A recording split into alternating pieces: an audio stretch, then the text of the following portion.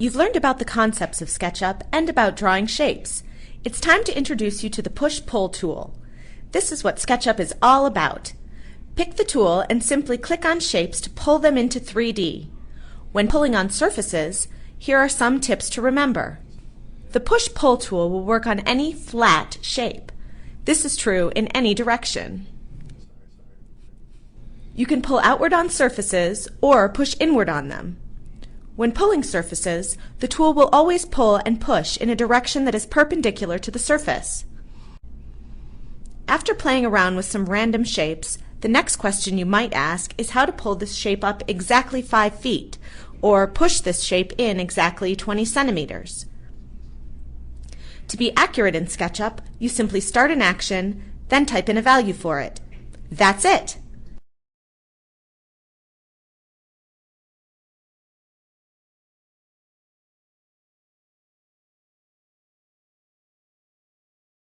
Start pulling this shape up, then type 5 feet and hit the Enter key.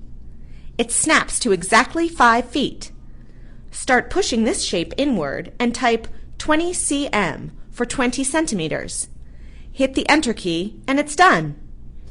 You can enter metric or imperial units. Here are some examples.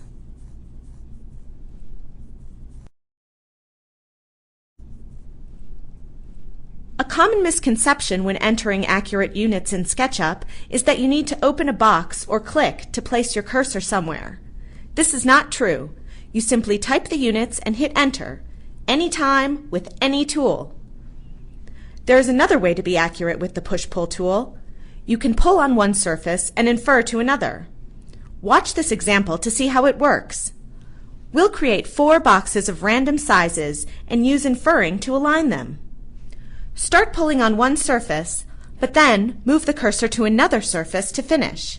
Click to start here, click to finish here. Click to start, click to finish.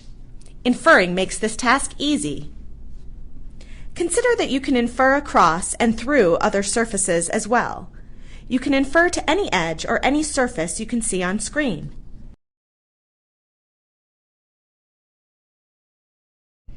Another unique feature that you can accomplish with the Push-Pull tool is the ability to cut openings in objects. Here is an example. Create a box and draw some other shapes on one side. If you push these surfaces across to the other side of the box, they will be cut away entirely. The key to cutting an opening is making sure both surfaces are parallel and clear of any other edges. You can see this here. This box is parallel on both sides, so pushing this surface back to the other works well. This object has a backside that is slanted, so these sides are not parallel and won't properly cut an opening.